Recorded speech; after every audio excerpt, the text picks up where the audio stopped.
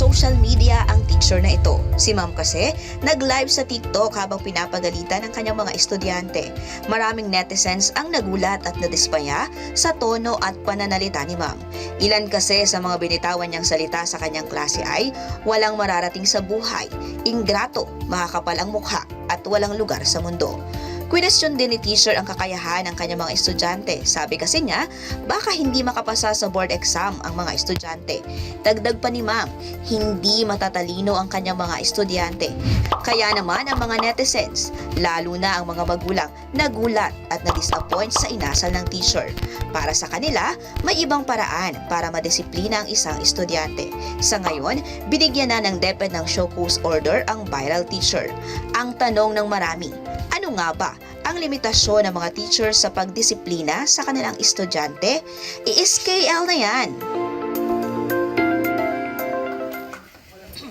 At para malaman naman natin ang point of view ng mga teachers, kasama po natin si Ms. Daniel de Guzman. Siya po ay member ng faculty ng National University Manila. At si Ma'am Mary Grace Zulueta, isang school teacher naman sa Bulacan. Welcome po to Kada Umaga. Hello po. Thank you for being here. Good morning. Good morning po. Buti wala po kayong pasok today. Meron po. Nag-absent po kayo. Ma'am. Sa amin po, sa NU, term break namin. Term break. Kayo po, Ma'am Mary Grace. Convocation po, kaya wala namang klase. Ay, salamat po sa pagtanggap ng aming imbitasyon. Una po sa lahat, ano po ang naging reaksyon ninyo dun sa nakita nating viral video?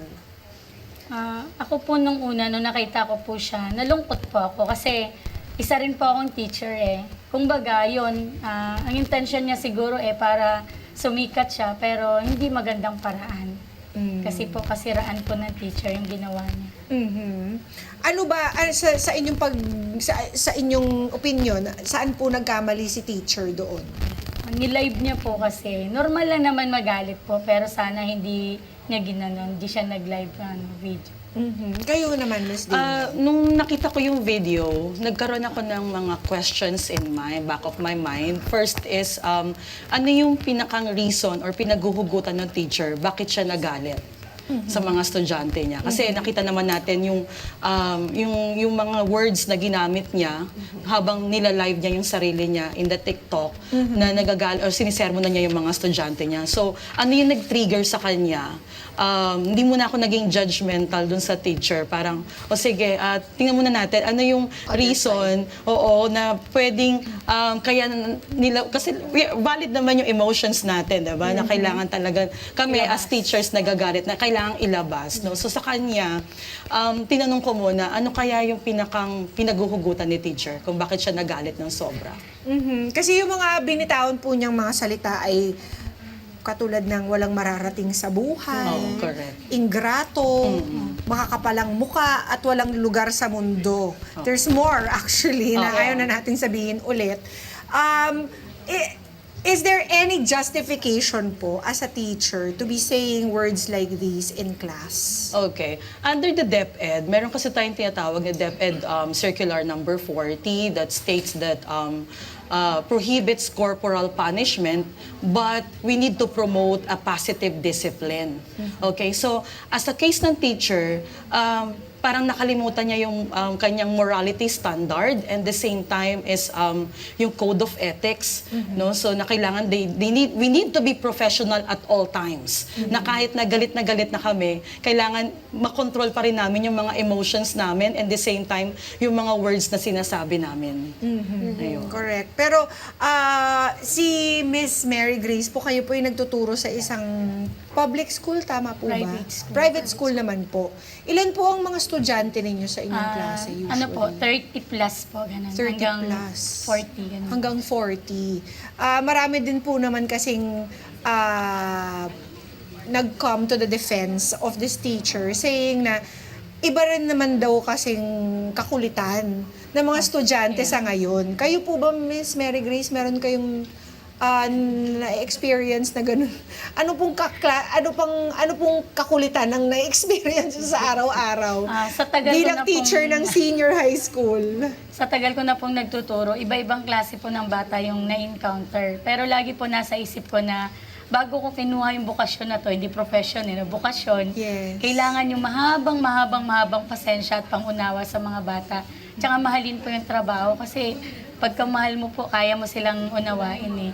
Pagka nakuha mo yung loob na isa sa mga pinakamakukulit sa classroom mo, sila na po yung mag-aano doon, magkocontrol sa mga kaklase nila. Ayun, ano nga ba po ang secret strategy ninyo kapag nakaka-encounter Or kayo ng nakakabang pasensya. kakaibang kakulitan? Kausapin ko po sila one-on-one, hindi dapat naririnig ng mga kaklase kasi pag napahiya po sila, lalo po silang magagalit eh. Kailangan po Nagre-rebelde. Opo, nagre-rebelde po sila Oo. lalo. Ano po kaya?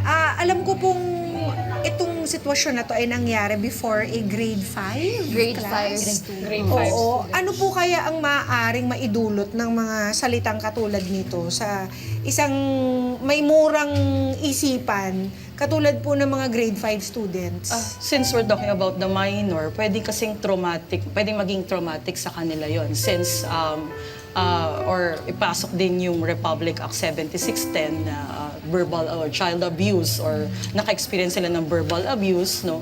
But then in our case, since we're handling college, no, so mas matured naman na ang mga bata and willing na silang i-take kung ano yung mga words na sinasabi namin for them. Para po sa mga kada nating nanonood, ano po rin yung kailangan natin ipaalala? Lalo na sa mga magulang. 'Di ba? Kasi kami po, laging ini-impress sa amin ng schools, ng aming mga anak, na ang pagpapalaki at pagtuturo ay hindi lahat sa kanila Correct. nakasalalay. Ano tayo dito? Partnership tayo dito. Yung mga ginagawa sa school, dapat ay pinatutupad din sa bahay and vice versa. So, ano po yung maaari ninyong ipaalala rin sa mga magulang para maunawaan din po kayong mga teacher? Dapat po bago po sila mag-react sa mga sumbong po ng anak nila, dapat po alamin din kasi kumbaga hindi lang po dapat kami yung gumagawa ng move, dapat tulungan. Ganun po para matulungan natin yung mga bata. Kayo And, po. yeah, values really need to start at home kasi ito yung pinaka-basic no? So, well, ang teachers naman, we are called as loco parentis. We are the second parent, no? Okay? Dahil most of the time, our students spend their entire day inside the school. Yes. Oo, kasi 'di ba 8 hours nasa school sila and then uuwi lang sila sa bahay, magpapahinga, magdi-dinner. That's it. Pero the entire day kasama ang teachers, no? So, one way around, kailangan din marunong din kami magdisiplina ng mga estudyante namin.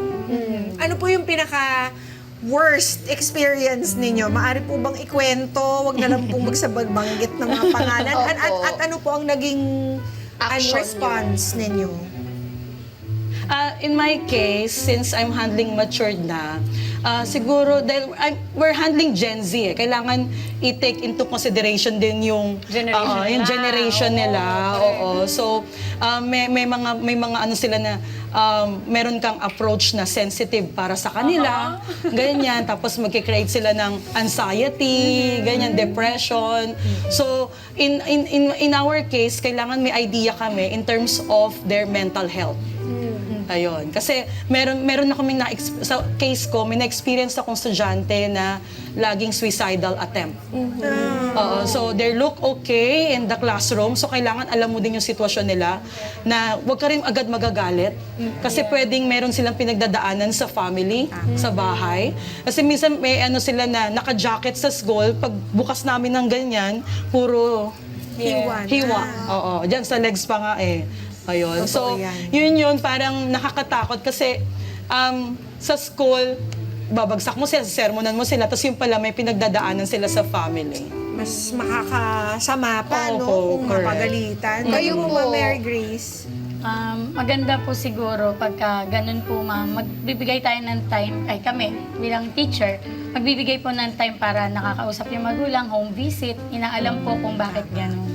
Ilan taon na po kayo nag 24 years na Kayo po, Ma'am Mary Grace, nakita niyo po yung yung difference nung iba't ibang generations. Opo. So kayo po, yung pagtuturo niyo nagbabago rin. Nagbabago po. Ways. Ibang iba Malaking po. adjustment. Malaki po. Bawat generation. Tanong natin yung mga parents, na amiga. nandito sa studio. Ito, may mga parents tayo dito. Sino po gusto mag-share? Who would like to know? Yan, pwede si sir. What's your name, sir? Pedro Cabang Jr. po. Sige po, sir. Good morning. Ano pong Morning pangalan po. ulit? Pedro Cabang Jr. po. Okay po. Okay. Sa tingin niyo po, ano ba yung approach niyo kapag may ganitong nangyayari? May makulit na bata? May anak po kayo? Meron po, pero tapos na po sila lahat. Tapos na sila, ayun. Kaya maybe, nung time na nag-aaral sila, meron ba times na naranasan mo yung teacher magreklamo or kayo mismo, lumapit pa kayo sa school dahil may nangyari si teacher, may ginawang hindi maganda? Sa maalala ko lang po, parang once lang po yata yung nasa high school sila. Ano pong nangyari nangyari noon? po? Yung pagiging late comer ng bata. Ano lang, ma'am? Paano po? Minor Ano lang pong yun. naging action doon? Nag-usap Pinatawag po po ba sa kayo? guidance. Pina-explain. Ano naman kasi. Pero normal kasi yun. Mahilig kasi sila sa basketball. Kaya naglalaro muna bago pumapasok sa school. Ayun. So, minor lang yan. Hindi naman makulit yung mga anak nyo. Salamat Thank po. you for Okay, sharing. thank you po. Sino pong gusto mag-react kung yung anak niyo po ang pinagsabihan ng isang teacher at ni-live pa Correct. sa social media? Students or magulang? Ano pong magiging reaction ninyo kaya? Bilang student. magulang. I wonder now, if may nag-react na doon sa teacher ng Oh, mga ito, parents student. eh. Si Oh, ano, ito na. si... Si Owen. Owen, po. ano masasabi mo dun sa naging atake nung teacher, dun sa pinapagalitan niyang estudyante? If you were that student na pinagsabihan ng ganung mga salita, anong magiging reaction mo? Kung ako po siguro, dahil yung mga teacher po, mga nire-respeto po namin, I mean, as a student po, nilulook up po namin sila. So, imbis na ma-motivate po ako siguro, mas madidemotivate po ako lalo na mag-aral or igawin yung best ko para makapagtapos po or mapasa po yung klase niya. Maraming salamat, Owen! Thank you, Owen. Meron pa bang mga estudyante dyan? Na nais magbigay ng Na- comment ng kanilang opinion dun sa video? about what they saw sa video. Go ahead, Rom. Yes, Rom. Hello po. Ano bang opinion mo doon sa video, Rom? Nakakalungkot po. And sa palagi ko po yung ginawa po ng teacher kasi ay overboard na din. Overboard. Yes. Pwede lang po magalit pero may certain extent lang po. Tama. Limitation. Oo nga naman. Thank you, Rom. Yun yung binabanggit kanina ni Ma'am Danielle na may limitation talaga. Kung ikaw mismo hindi makapag-control ng emosyon mo, paano mo tuturuan yung mga estudyante to control their emotions? Kailangan nga, you have to practice what you preach, di ba? Thank you, Rom. Thanks, Rom. Ikaw, ay, meron ka bang gusto sabihin? Go ahead. Oh, meron pa. Si Hello po. Doon po sa video, yun nga po. Same po nung mga experience po nila. Nakakalungkot po.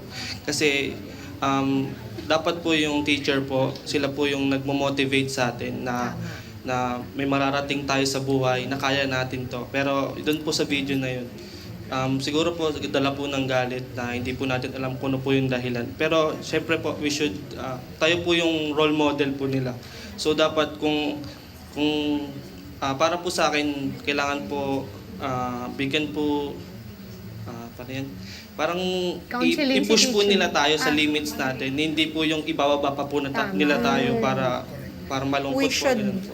lift them up and not bring them down. Thank you, Ayn.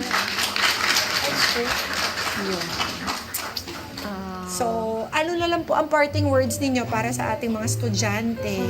Ma'am Mary Grace, Ma'am Daniel, go ahead po. At teachers, pwede rin po.